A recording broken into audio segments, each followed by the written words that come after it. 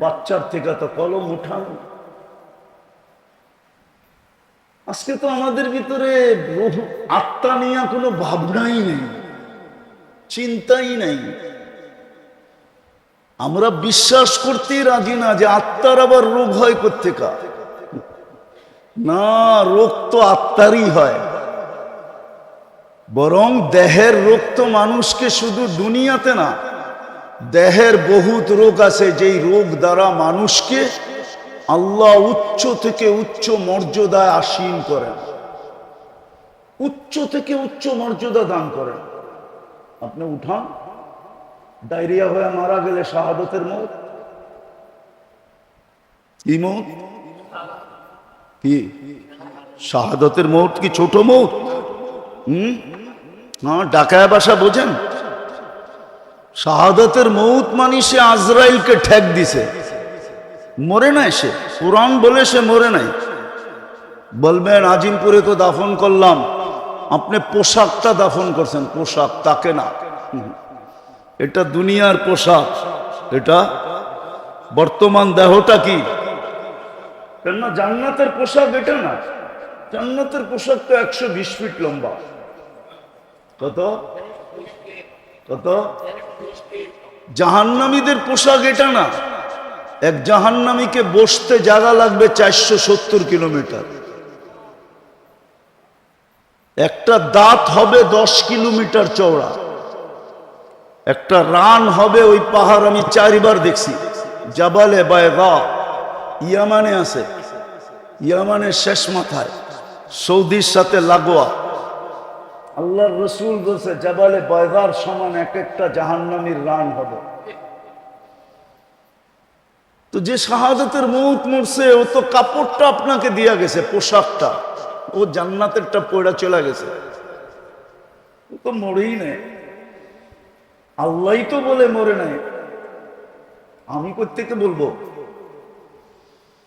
ও তো আজরাইলকে ফাঁকি দিছে। তো অনেক রোগ আছে যেটার দ্বারা, যেই রোগে আক্রান্ত হলে আখেরাতে দারাজাত বুলন্দ হয়। শুনামো একটু। অসুস্থ ব্যক্তি যখন আহ আহ বলে, তো হাদিসে কুদসিতে আছে আনিনুল মারিদি তাসবিহুন। অসুস্থ ব্যক্তি যখন আহ আহ বলে, তো সুবহানাল্লাহ পড়ার সওয়াব লেখা হইতে থাকে। সিয়াহাতুহু তাহলিলুন। যখন অসহ্য হয়ে চিৎকার দেয়, তো লা ইলাহা ইল্লাল্লাহ পড়ার সওয়াব লেখা হইতে থাকে। কোনটার ওয়েট কতটুকু বলার সময় নাই আমার কাছে। সুবহানাল্লাহর ওজন কতটুকু, আল্লাহ ইলাহার ওজন কতটুকু। তাকাল্লুবুহু আন যামবিন ইলা যামবিন। যখন বিছনায় পড়ে এপাশ ওপাশ করতে থাকে অসুস্থতার কারণে, কাআন্নাহু ইয়াকতুলুল আদু, সেজন্য যুদ্ধের ময়দানে শত্রুর বিরুদ্ধে মোকাবেলা করতেছে, ওই সওয়াব তার আমলনামায় লেখা হয়। সংক্ষেপ করতেছি, কুল্লু আমালিন কানা ইয়ামালু ফিস সিহা ইউক্তাবু কুল্লু আমালিন কানা ইয়াহমালু ফিস সিহা। সুস্থ অবস্থায় যত আমল করত, সমস্ত আমল তার আমল নামায় ফেরেশতা লিখতে থাকে। যদি সুস্থ হয়ে যায়, আল্লাহ সুস্থতা দেন, তো কায়াউমিন ওয়ালাদাতহু উম্মু, মা যেরকম জন্ম দিল নিষ্পাপ, এরকম নিষ্পাপ সুস্থ হয়ে দাঁড়ায় যায়। আর যদি দুনিয়ার থেকে চলেই গেল, তা আল্লাহ বলে তোকে নিষ্পাপ বানায়া আমি দুনিয়ার থেকে উঠায় নি। শারীরিক রোগ তো মানুষকে এতটুকু উপকার করে, কিন্তু আত্মার রোগ না। আত্মার রোগ মানুষকে ডুবায় দেয়, দুনিয়া তো ডুবায় দেয়, আখেরাত তো ডুবায় দেয়। দুনিয়ায়ও তার দ্বারা হাজারো মানুষ অতিষ্ঠ হয়, লক্ষ কোটি মানুষ অতিষ্ঠ হয়। আমার সমাজে যা কিছু দেখতেছেন, চুরি ডাকাতি, রাহজানি ছিনতাই, মাদক সাধক, দুর্নীতি সুরনীতি, জুলুম জবর যা কিছু দেখতেছেন আমার সমাজে সব আত্মার রোগের কারণে, শরীরের রোগের কারণে, সব আত্মার রোগে। হ্যাঁ, এই জন্যই তো আল্লাহর রাসূল বলছেন একদিন আসবে হাওয়া ফিহি কাইদুল ইলমি, আমার উম্মত বিদ্বান হবে কিন্তু বিদ্যার আলোকে চলবে না, ও বিদ্যাকে স্বার্থ সিদ্ধির জন্য ব্যবহার করবে। তখন কি হবে? আল্লাহর রাসূল বলেছে কুবিলাতির রাশা, তখন ঘুষ রীতিতে নীতিতে রূপান্তরিত হবে। যদিও গ্রাজুয়েটে পাশ হবে না, অ্যাসেম্বলিতে পাশ হবে না ঘুষ, কিন্তু পাশ হইলে যতটুকু না হইতো এর চেয়ে বেশি ঘুষের ব্যাপকতা হবে। ঘুষ নাই কোন সেক্টরে, নাই কোথায়? ঘুষ ছাড়া কিছু আছে? হ্যাঁ, আত্মার রোগ। বলছে তারপরে কি হবে? বলছে উমিতাতিস সালাহ, তারপরে তোমরা বেয়াদব হয়ে যাবে। আমি তো বলি বেয়াদব, এই হাদিসের তর্জমা করতেছি আমি বেয়াদব। আল্লাহ ডাকলো তারপরও আসলো না, ওর চেয়ে বড় বেয়াদবকে? মালিক ডাকলো আসলো না, তাইলে কি ও আদবালা নাকি? কি হ্যাঁ হ্যাঁ, ও তো হলো বিশ্ব বেয়াদব। সৃষ্টির ভিতরে সবচেয়ে বড় বেয়াদব উমিতাতিস সালাহ, যখন নামাজ ছেড়া দেয়। আত্মার রোগেই সবকিছু হয়, শরীরের রোগ মানুষকে বেশি ক্ষতি করে না, এটা বেশি দূর পর্যন্ত গড়ায় না। যদিও বলে করুণা সবার বাতের ভিতরে ছড়ায়া যাবে, হইতে পারে, কিন্তু আমি এটা বিশ্বাস করি না। যদি হইতো এরকমই, তাহলে সারা দুনিয়ায় 2020-এ বাংলাদেশে বলছিল সবচেয়ে বেশি বিপর্যয় হবে বাংলাদেশে। কোথায়? ঠিক না? সবচেয়ে বেশি কম বিপর্যয় হয়েছে বাংলাদেশে। ঠিক না? ঠিক না? হ্যাঁ, দুনিয়ার সার্ভে যে সবচেয়ে বেশি মাস্ক বিক্রি হয়েছে কম বাংলাদেশে। কেন? একটা দিয়ে তো 3 বছর চালাইছে, যদিও ওয়ান টাইম। একটা দিয়ে কয় বছর? কি কয় বছর? হ্যাঁ, মাঝে মাঝে মাস্কও ওর কাছে পানা ছেকো। আর কত? আমি তো ওয়ান টাইমের, তুই তো 3 বছর কাটায় দিলি, এইবার ফালা। ও বলে আবার যদি ঘুরে আসে তাহলে আবার ব্যবহার করবো তোকে। এরকম বাঙালি, ঠিক না? 1 নম্বরে WHO তে বাংলাদেশের নাম। যান আপনি নেটে যে সার্চ দেন, করোনা প্রতিরোধ করার ভিতরে কোন দেশ 1 নম্বরে, প্রথম নামটা পাবেন বাংলাদেশ। আল্লাহ এই দেশে বিপর্যয় দেয় না, এটারও একটা কারণ আছে। আপনারা মানবেন কি মানবেন না জানি না, আমি দুনিয়া খুইরা কারণ বাহির করছি। আল্লাহ আমাকে দুনিয়া অনেক দেখাইছে, এত দুনিয়া দেখাইছে যে আমি আল্লাহ শুকরিয়া আদায় করে শেষ করতে পারবো না। আল্লাহ আমাকে এত দুনিয়া দেখাইছে, এত মাকামাত দেখাইছে। কোরআনে যত মাকামাত আছে আল্লাহ আমাকে দেখাইছে। যত নবীদের চিহ্নিত কবর আছে আল্লাহ আমাকে দেখাইছে। 1.25 লক্ষ সাহাবাদের ভিতর থেকে 2-1 হাজার বা 4 হাজার বাদ হইতে পারে, বাকি সব আমাকে দেখাইছে। বড় বড় আল্লাহওয়ালাদের মাকাম দেখছি, আমি জায়গা দেখছি, আল্লাহ আমাকে দেখাইছে। বিদা আমি ঘুরা বলতেছি বাংলাদেশ বিপর্যয় হয় না, কারণ আছে। কেননা বাংলাদেশের মতো 40,000 হেফজোখানা দুনিয়ার এত ছোট দেশে কোথাও নাই। আর হেফজোখানার নিয়ম হইল ওরা সকাল সুবে সাদেক হওয়ার 1 ঘন্টা আগে ওঠে, আর ওরা উঠাই সর্বপ্রথম লাশ সবুজের পরিধিটাকে আধ্যাত্মিক চাদর দিয়া ঢাইকা দেয়। আধ্যাত্মিক সুরক্ষার চাদর দিয়া এই লাল সবুজের পরিধিটাকে প্যাক করে দেয়। তারপরে ওরা আল্লাহর কালাম পড়তে বসে, যার কারণে এই দেশে কোনো বিপর্যয় হয় নাই। আর আমার বিশ্বাস যতদিন পর্যন্ত এই হেফজোখানাগুলা দাঁড়ায় থাকবে, টিকা থাকবে, চলমান থাকবে, এই জমিনে কোনোদিন বিপর্যয় হবে না।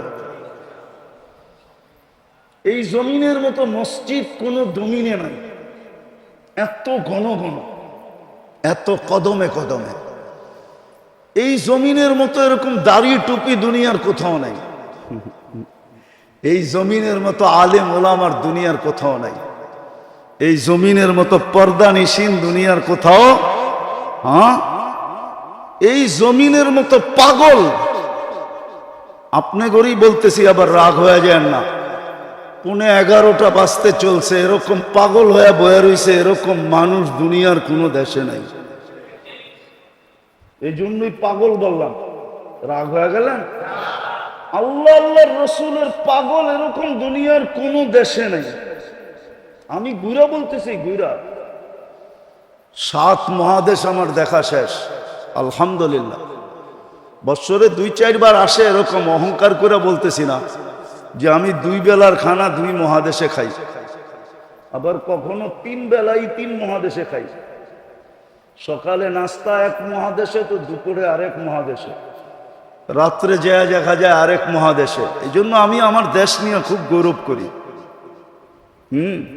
এই জন্য আমি আমার দেশ খুব বলি, আমার দেশের মতো দেশ নাই দুনিয়াতে। মক্কা মদিনা ভিন্ন জিনিস, ওটা নিয়ে তুলনা চলে না। বাইতুল মুকাদ্দাস নিয়ে তুলনা চলে না, ওটাকে সাবজেক্টের ভিতরেই আনা যায় না। এছাড়া সারা দুনিয়ার চেয়ে আমার দেশের কোনো বিকল্প নাই। এই জন্য এই দেশটা বিপর্যয়ের থেকে বেঁচে আছে। যা কথা গুছায় নিয়ে আসি, আসেন দেহ নিয়ে আর কত ভাববেন, আত্মা নিয়ে ভাবি, আত্মার রোগ নিয়ে ভাবি। আমি দুটাই বলবো, যে দুটার কারণেই আত্মার ভিতরে সবচেয়ে বেশি সমস্ত রোগের উৎস হলো আত্মার 2 রোগ থেকে। কয় রোগ থেকে? কয় রোগ থেকে? 2 রোগ থেকে সমস্ত রোগের উৎস। যেমন ডায়াবেটিস হইলে ডাক্তার বলে আর কোনো রোগের আপনার দরকার হবে না, যদি কন্ট্রোল না থাকলো তাহলে সব রোগ আপনার ভিতরে হবে, কেননা এটা উম্মুল আমরাজ, সমস্ত রোগের মা। মাদার কি ইংলিশে জানি কি বলে, সমস্ত রোগের মা ইংলিশ কি? সমস্ত রোগের মা। ঠিক আধ্যাত্মিক সমস্ত রোগের মা হইল 2টা। কয়টা? কয়টা? এই জন্য আল্লাহ রসুল বড় চিৎকার দিয়া বলছেন, আখাফু মা খাফু আলাইকুম, আমি ভয় পাইতেছি, কান খুলা শোনো, আমি ভয় পাইতেছি তোমাদেরকে নিয়া। 2 বার বলছে আখাফু আখাফু, আমি তোমাদেরকে নিয়ে ভয় পাইতেছি। বলছে কি ইয়া রাসূলুল্লাহ? বলছে তাউলুল আমাল, লম্বা লম্বা আশা। প্রথম নাম্বার কি? লম্বা লম্বা, লম্বা লম্বা। কার মনে নাই? বলছে ইয়া রাসূলুল্লাহ লম্বা আশা হইলে কি হবে? তো বলছে তাউলুল আমাল ইউনসাল আখিরাহ, লম্বা আশা মানুষকে আখিরাত ভুলায়া দেয়। আর যে আখিরাত ভুলা গেল সে যা খুশি তা করতে পারবে, তার দ্বারা সবকিছু হওয়া সম্ভব। চুরি হওয়া সম্ভব, ডাকাতি হওয়া সম্ভব, ছিনতাই হওয়া সম্ভব, ইয়াবাহা বেচা সম্ভব, ইয়াবাহা নেওয়া সম্ভব, জুলুম করা সম্ভব, ছিনানো সম্ভব, এভরিথিং সম্ভব যে আখিরাত ভুলে গেল। বলছে লম্বা আশা মানুষকে আখিরাত ভুলে দেয়। আর আখেরাত যার চোখের সামনে নাই সে সব কিছু করতে পারে। ঘুষ, সুদ, জুলুম, সুলুম, যত কিছু হইতে পারে, অপকর্ম যাকে বলে, সমস্ত অপকর্ম তার দ্বারা হওয়া সম্ভব। যে আখেরাত ভুলা গেল। আজকে আমরা আখেরাত ভুলা গেছি। আখেরাত আখেরাত যে ভুলা যায়, হায় হায় হায়, কসম খোদা। আখেরাত যার স্মরণ থাকে, কসম খোদার, ও তো পাও উঠাইতে পারে না। উঠাইতে গেলেও চিন্তা করে আখেরাত বনবে না বিগাড়বে, আখেরাত ঠিক হবে না বরবাদ হয়ে যাবে। ও তো পিঁপড়া পর্যন্ত মারতে পারে না। পিপিলিকা পর্যন্ত ওর হাতের আঙ্গুলের দ্বারা অহেতুক পদদলিত হইতে পারে না। কেননা পিঁপড়া আল্লাহর সৃষ্টি। কার সৃষ্টি? কার সৃষ্টি? কে সৃষ্টি করছে? মানুষ মারবে? এখন তো পিঁপড়া মারা কঠিন। কাউকে ৫,০০০ টাকা দিয়া বলেন কুকুরটারে মার, ও হাসি দিয়া বলবে কুকুরটা কি করছে, ওরে মারমু। বলেন না একটা মানুষ মারতে, মেরা ফেলবো। তো কুকুর মারতে রাজি হবে না, ও মানুষ মারতে রাজি। নাইলে মুসলিম সমাজে মাদক, মুসলিম সমাজে মাদক, মুসলিম যুবক মাদকে আসক্ত, মুসলমান মাদক বেচে। ওলামা আমাকে বলো, এখানে যে ওলামা আছে এটা কি তাসাব্বুর করা যায়? কি তাসাব্বুরাতের ভিতরে পড়ে যে মুসলমান মাদক বেচবে? আরে মুসলমান বাদ দিলাম, উম্মতে মুহাম্মদী মাদক বেচবে। উম্মতে মুহাম্মদী আপনার গ্রেড কত আপনি তো জানেনই না। যেমন আল্লাহর উপরে কিচ্ছু নাই, আল্লাহই একক, ঠিক মুহাম্মদুর রাসূলুল্লাহর উপরে কেউ নাই। আছে নাকি? এরকম উম্মতে মুহাম্মদীর উপরে কেউ নাই। আছে নাকি? আল্লাহ যেরকম আহাদ উলুহিয়াতের ভিতরে, রিসালাতের ভিতরে মুহাম্মদুর রাসূলুল্লাহ আহাদ। উম্মতিয়াতের ভিতরে উম্মতে মুহাম্মদী ও আহাদ। কি? কুল হুয়াল্লাহ। উলুহিয়াতের ভিতরে আল্লাহ কি? আহাদ। রিসালাতের ভিতরে মুহাম্মদুর রাসূলুল্লাহ আহাদ। উম্মতিয়াতের ভিতরে উম্মতে মুহাম্মদী আহাদ। না মানেন না? না রাত্রে ফেসবুকে বিরুদ্ধে লেখা শুরু করবেন? আহাদ ওই উম্মত মাদক বেচে। কি মাদক কি বাংলাদেশে মুসলমান বেচে না? ওই উম্মত মাদক বেচে।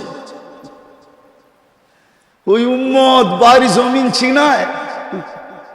হায় হায় হায়। সর্বপ্রথম রোগ হইল তাউলুল আমাল, যেটার ফলাফল দাঁড়ায় আখেরাত ভুলা যায়। দ্বিতীয় রোগ হইল ইত্তেবাউল হাওয়া, মন চাহি জীবন। আমি শেষ জায়গায় চলে আসছি। মন চাহি জীবন, রব চাহি না, মন চাহি জীবন। কোরআন হাদিসের আলোকে জীবন না, মন চাহি জীবন। ইত্তেবাউল হাওয়া বলছে মন চাহি জীবন কি হবে? আফারাইতাখাযা মান ইত্তাখাযা ইলাহাহু হাওয়া। মন চাহি জীবনে কি ক্ষতি হবে? আওয়াজ কমান। মন চাহি জীবনে কি ক্ষতি হবে? আল্লাহর রাসূল বলছে মন চাহি জীবন, হকের মাঝে তোমার মাঝে পর্দা পড়া যাবে, তুমি হক চিনবে না। বিদ্যা থাকবে কিন্তু তোমার ভিতর থেকে ওই পার্স বিনষ্ট হয়ে যাবে যেই পার্স থাকলে হক চিনে। মানুক আর না মানুক চিনে, মানুক আর না মানুক মানুক আর না মানুক চিনে। আমার মনে আছে কোনো এক সময়, ভাই ছোলো করো ছোলো, আমার মনে আছে আমি একবার বয়ান করতেছিলাম জজদের ভিতরে। বাংলাদেশে 850 জজ আছে, রমজানে ওদের একটা ইফতার পার্টি হয়। তো কোনো এক সময় আমাকে ইনভাইট করছিলেন, আমি জজদেরকে বলতেছিলাম 850, এখন একটু বেশি হবে, 900 950 মতো। ওই সময় যে মন্ত্রী ছিল ওনার নামও আমি জানি, উনি আমার পাশে বসা ছিল। তো বলতেছিল আসরের পরে ইফতার কাছাকাছি আমি বয়ান করতে গেলে হুজুরের বয়ান করা হবে না। তা আমি বয়ান করলাম না, আজকে হুজুরের বয়ানই শুনি। তা আমি বলতেছিলাম শোনেন, আমি জানি আপনারা যেখানে বসে আছেন আমার মতো দাড়ি টুপি নিতে পারবেন না, জুব্বা সুব্বা পাগড়ি সাগড়ি পড়তে পারবেন না, আমার বেশভূষা অবলম্বন করতে পারবেন না। কেননা আপনারা যে চারটায় বসা আছে বলছিল আসা আইয়ান ফানা ও নাত্তাখিদাহু আলাদা, আমাদেরকে উপকার করবে। কেননা তুই তো আজ পর্যন্ত একটা বাচ্চা আমার কোলে দিতে পারস না, তুই তো পুরুষই না। যাও একটা আল্লাহ পাঠাইছে, চল, দুনিয়া তো জানে না এটা কার, আমাগো বইলেই ঘোষণা দিয়া দিমু। তো ফেরাউনের কোলে যখন দিতেছিল আর বলতেছিল আসা আইয়ান ফানা ও নাত্তাখিদাহু আলাদা, আমাদেরকে উপকার দিবে, আমরা সন্তান বানায় নিব। তো ফেরাউন জট কইরা বইলা ফেলছে লাকি লাইসাদি, তোর হইলে হইতে পারে উপকার, আমার হবে না। আল্লাহর রসুল বলছিল লাউ আকাররা লাহাদাহুল্লাহ, যদি ও ওই মুহূর্তে ইকরার করত, স্বীকারোক্তি দিত, আল্লাহ ওকেও হেদায়েত দিত। আমি বললাম হককে হক বইলা স্বীকার করা। তো বলতেছে হুজুর এটা তো সহজ। হক দ্বিতীয় হইল হককে কখনো ক্রিটিসাইজ না করা। আমার সমাজে দেখেন টকশোতে, কয়েকদিন আগেই শুনতেছিলাম একজনে টকশোতে বলতেছে মাদ্রাসাগুলা বলে গরিব বানানের কারখানা। কি এত আস্তে নাউজুবিল্লাহ বললেন? আপনারও দেখা যায় ওর দলের, ঠিক না? মাদ্রাসাগুলো হলো গরিব বানানের কি কি কি আবার ও বলে সুশীল কি। তবে আমি আবার ওটার একটু সুশীল বলে না, আমি ওটারে আবার একটু মোটিফাই করছি। কেননা আমরা ছোটবেলায় শুনছিলাম শীল কি, আমাদের দেশে একটা জাতি ছিল শীল কি, চিনেন শীল কি কি? যে চিনেন চিনেন, যে চিনেন না ওরে আর চিনান দরকার নেই। তো সুশীল, এটা সুশীল না, এটা হলো সুশীল, শিক্ষিত শীল। মাদ্রাসায় বলে গরিব বানানোর কারখানা। দেখেন না এক একজন হুজুর করে নিয়ে কিভাবে ব্যঙ্গ করে, অথচ নিজে বিরাট বিরাট শিক্ষিত। ওই যে মনচাহি জীবন, ইত্তেবাউল হাওয়া, মনচাহি জীবন মানুষকে তার মাঝে আর হকের মাঝে পর্দা ডাইলা দেয়। শিক্ষা দীক্ষা সবকিছু থাকা সত্ত্বেও, যুক্তি তর্ক বুঝা সত্ত্বেও হককে মানে না। হক মানার ক্ষমতা তার ভিতর থেকে বিলুপ্ত হয়ে যায়।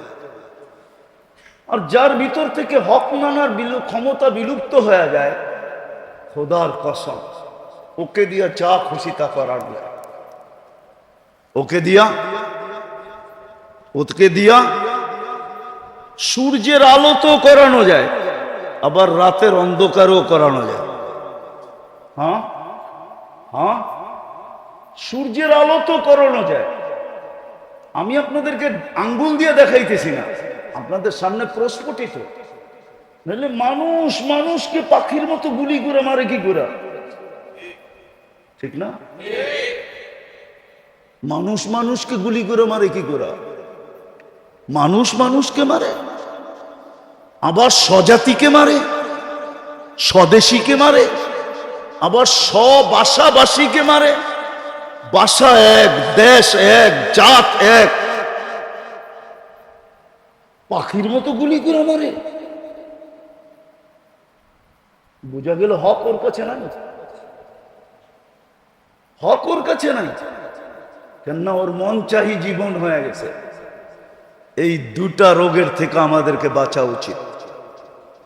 দুটা রোগের থেকে যদি বাঁচতে পারলেন, একটা হলো লম্বা আশা, যেটা আল্লাহ রসুল ইঙ্গিত দিছে, ইদা আসবাহতা ফালা তানতাযিরিল মাসা, যেটা বাংলার জমিনে আল্লাহ সত্যায়িত করছে। 1 মিনিটের নাই ভরসা।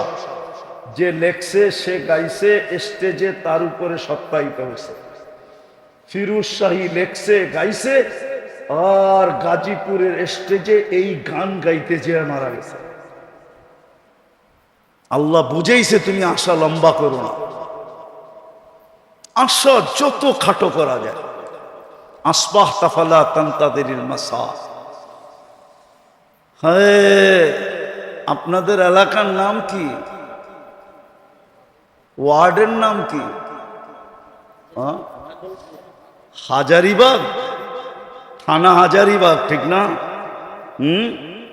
হাজারীবাগের মানুষ আজকে সূর্যটা বলতে বলতে ডুবছে। লান আউদ ফি হায়াতিকা আবাদা।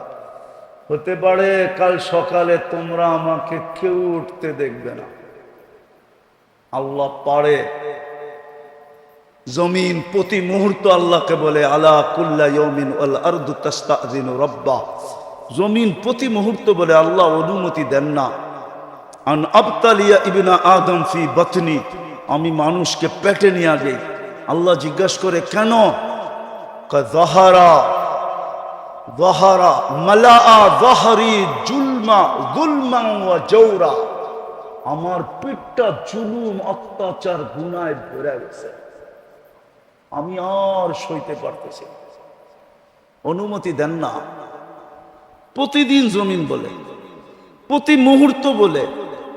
এটার নাম ওই ভূমিকম্প। ভূমিকম্প এটার নামে। কম্পা ভূমি বলে ইন্দোনেশিয়ার ভাষায়, বাংলার ভাষায় বলে ভূমিকম্প। ভূমিটা কাঁপতে দেরি, আমরা পেটে যাইতে হয়তো দেরি করব না। আজকে সূর্য বলতে বলতে ডুবছে। বিদায় আসেন, যদি নিজের শুদ্ধি চান, আশাকে ছোট করেন, মন চাহি ছাড়েন,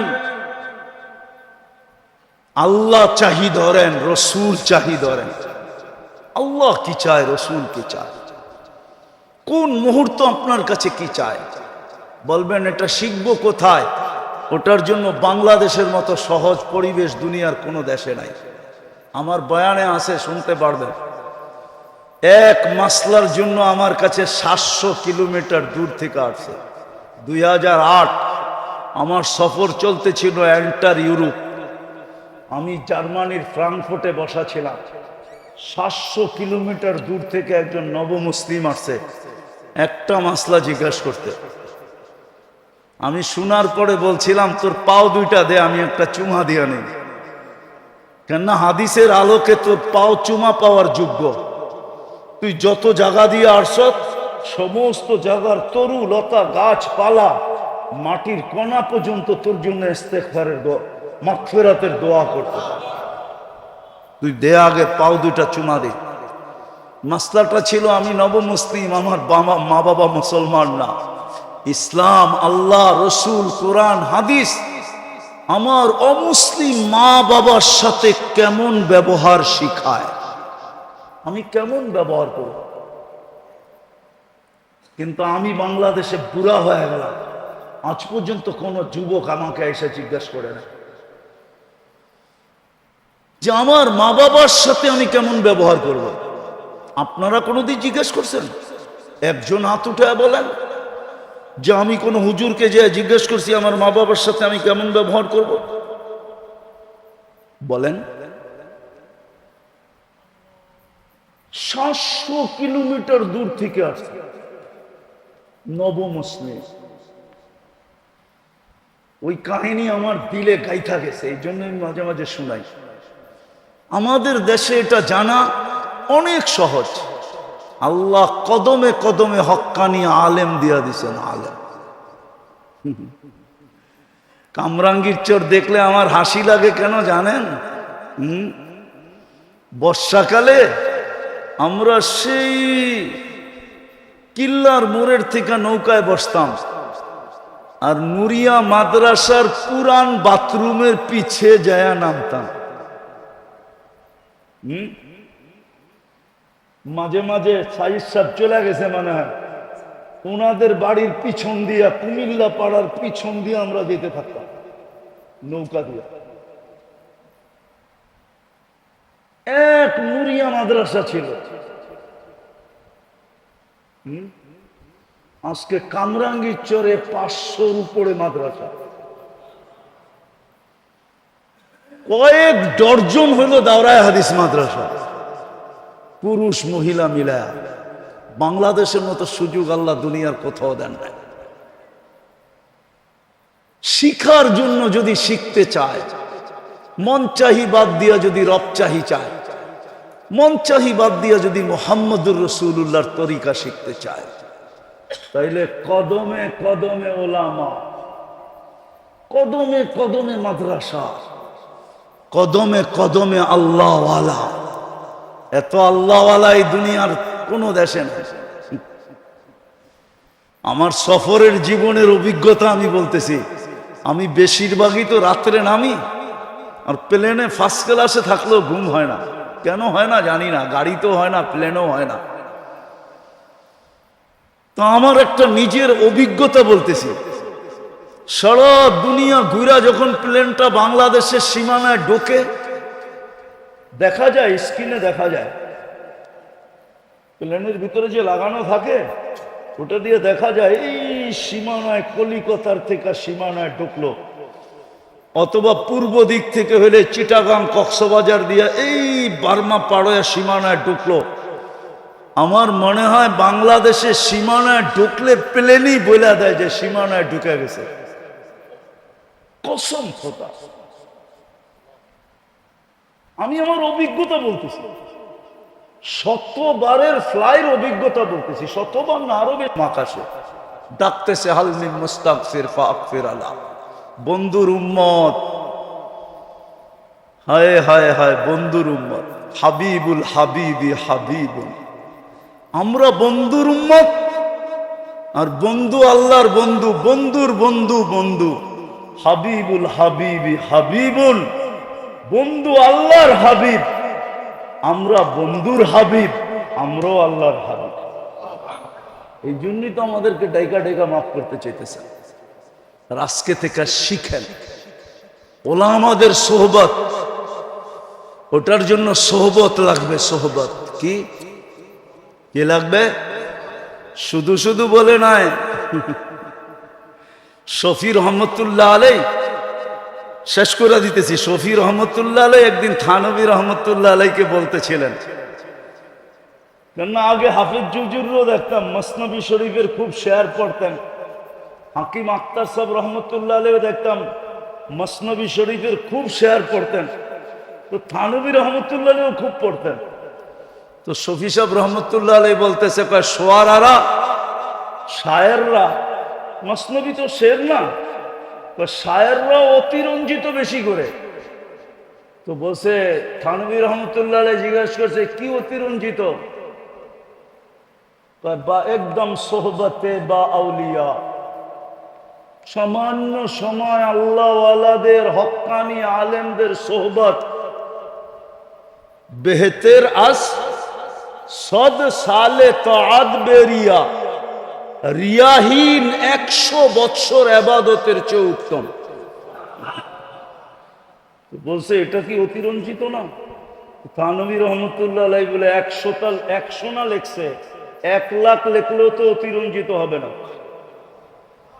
কেননা হইতে পারে যেই মুহূর্ত আল্লাহওয়ালাদের হক্কানি আলেমদের সোহবতে ছিল, ওই সময়টা কবুলিয়াতের ছিল, আর ওই সময় সে আল্লাহর কাছে কবুল হয়ে গেছে, তাইলে তো সারা জীবনের জান্নাত ওই মুহূর্তেই বনে গেছে। তো লক্ষ কোটি বছর বললেই অসুবিধা কি?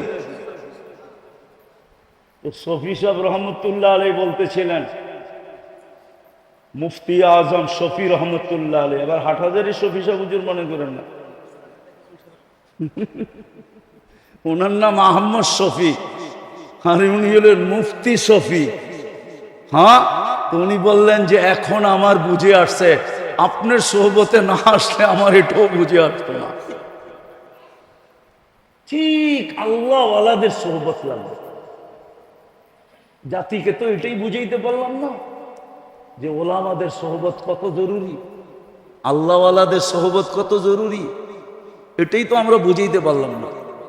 দোষটা আমাদের গাড়ি নিতেছি, আমারই দোষ, আমি আপনাদেরকে বুঝাইতে পারি না যে ওলামাদের সোহবত কত জরুরি, আল্লাহ ওয়ালাদের সোহবত কত জরুরি। আল্লাহ আমাদেরকে আমল করার তৌফিক দান করেন। ওমা আলাইনা ইল্লাল বালাগ। লাকাল হামদ কামা ইয়ানবাগি লিজালালি ওয়াজহিক ওয়া আযীমি সুলতানিক। সাল্লি ওয়া সাল্লিম ওয়া বারিক আলা হাবিবিকা মুহাম্মদ সালাতান ওয়া সালামান খালিদান মা খুলুদিক দাইমান মা দাওয়ামিক লা মুনতাহা লাহু দুনা ইলমিক ওয়া লা মুনতাহা লাহু দুনা মাশিয়াতিক ওয়া লা জাযাআ লিকাইলিহি দুনা রিদা। আয় আল্লাহ, বেশি কিছু চাবো না। আয় আল্লাহ, এই আয়োজনটাকে কবুল করেন, এই আয়োজকদেরকে কবুল করেন। আয় আল্লাহ, যেই নামে এই খানকাটাকে কবুল করেন। আয় আল্লাহ, এটাকে শুধু ক্লিনিক হিসাবে না, এটাকে ইউনিভার্সিটি কলেজ হিসাবে কবুল করেন, ইউনিভার্সিটি হিসাবে কবুল করেন। আয় আল্লাহ, আয় আল্লাহ, যেরকম মেডিকেল ইউনিভার্সিটি আছে, এটাকে এরকম আধ্যাত্মিক ইউনিভার্সিটি হিসাবে কবুল করেন। যারা আসছে তাদেরকেও কবুল করেন, যারা আসতে পারে না আকাঙ্ক্ষা ছিল তাদেরকেও কবুল করেন। আজকে তো পুরা এলাকাবাসীকে কবুল করেন, পুরা থানাটাকে কবুল করেন, আজকে তো পুরো উম্মতকে কবুল করেন, আজকে তো ইনসানের সাথে সাথে জিন্নাতকেও কবুল করেন। আল্লাহ, কবুলিয়াত চাই, আর কিচ্ছু চাই না। আমরা জানি কবুলিয়াত হইলে সব হয়ে যাবে, আর কিচ্ছুর প্রয়োজন হবে না। আল্লাহ, এক ফোঁটা পানি তাও বিদ্যুটে দুর্গন্ধময়, তাও নিকৃষ্ট, কবুলিয়াত পাইছে দেখি তো আজকে সৃষ্টির সেরা। কবুলিয়াত চাই, আর কিচ্ছু চাই না। আল্লাহ, আবারও বলতেছি কবুলিয়াত চাই, আমাদের তওবার কবুলিয়াত চাই, আমাদের এই গরমের ভিতরে ঘাম ঝরানোর কবুলিয়াত চাই। আয় আল্লাহ, আজকে হাজারি বাক্যে কবুল করে। যার যে পেরেশানি আছে দূর করে দেন, প্রয়োজন আছে মেটায় দেন, অসুস্থ আছে শেফায়ে কামেলা আজেলা দায়েমা মুস্তামেররা নসিব। আয় আল্লাহ, এই প্রতিষ্ঠানটাকে কবুল করেন, এর ছাত্রদেরকে কবুল করেন, ওস্তাদদেরকে কবুল করেন, প্রতিষ্ঠাতাদের কিয়ামত পর্যন্ত নসলকে কবুল করেন। এর জরুরত থাকলে খাজানায় গায়েব থেকে পুরা করা। আয় আল্লাহ, যারা বরাবর ইমান নিয়ে যারা চবরে চলে গেছে সবাইকে মাফ করা। বিশেষ করে আমাদের আসাতেজায়ে কেরাম যারা কবরে চলে গেছে, আমাদের মাশায়েখে এদাম যারা কবরে চলে গেছে, আল্লাহ হাফিজ হুজুর রহমতুল্লাহ আলাইহির কবরকে নূর দিয়া ভরা। আল্লাহ, আমাদের যে উস্তাদরা এখনো বাঁচা আছে তাদের হায়াতের ভিতরে পরিপূর্ণ বরকত নসিব করেন। বিশেষ করে আদিব সাহেব হুজুরের হায়াতের ভিতরে বরকত নসিব করেন, সেহত ও আফিয়ত নসিব করেন, সেহত ও আফিয়ত নসিব করেন, সেহত ও আফিয়ত নসিব করেন, সেহত ও আফিয়ত নসিব করেন। আরো খেদমত কবুল করেন, আরো খেদমত করার তৌফিক নসিব করেন। আল্লাহ, থানবী রহমতুল্লাহ আলাইহি 63 বছরে 1300 কিতাব লেখছে। আল্লাহ, আয় আল্লাহ, আদিব সাহেব হুজুরকেও আপনি এইভাবে কবুল করেন যে দুনিয়ার থেকে চলে যাওয়ার পরেও যেন আমরা দেখি যে হায়াত দিয়া ওজন দিলে কিতাব কয়েক লক্ষ গুণ বেশি হবে। আয় আল্লাহ, আয় আল্লাহ, আমাদের মা বাবাকে মাফ করা দেন, আমাদের আত্মীয় স্বজনকে মাফ করা দেন। আল্লাহ, আমাদের দেশটাকে আপনি হেফাজত করেন, সারা দুনিয়ার মুসলমানকে আপনি হেফাজত করেন। আয় আল্লাহ, আয় আল্লাহ, যদিও এই কথা আপনার শানের মোতাবেক হবে না, আপনি আমাদের উপরে নারাজ হয়েছেন এই কথা তো বলতে পারি না, কিন্তু অভিমান করছেন এটা বলতে পারি। সত্যই আপনি আমাদের উপরে অভিমান করছেন, নাইলে এরকম হবে কেন? উম্মতে মুহাম্মদীর এই দুর্দশা হবে কেন? আপনি অভিমান উঠায় নেন, ফিলিস্তিনকে জয়যুক্ত করে দেন, ইসলামের ঝান্ডাকে উঁচা করে দেন, মুসলমানদেরকে আপনি হেফাজত করেন। আয় আল্লাহ, ওই কথাকে আপনি মিথ্যা প্রমাণ করেন। সারা দুনিয়া এখন চিৎকার দিতেছে আপনি নাকি আমাদেরকে ছেড়া দিছেন, আপনি নাকি মুসলমানকে ভুলে গেছেন, আপনি নাকি মুসলমানদেরকে ছেড়া গেছেন। আয় আল্লাহ, এই কথাকে আপনি মিথ্যা প্রমাণ করে দেন, আপনি আপনার কুদরতকে দেখায় দেন। আরিনা আজাইবা কুদরতাক ওয়া সাল্লাল্লাহু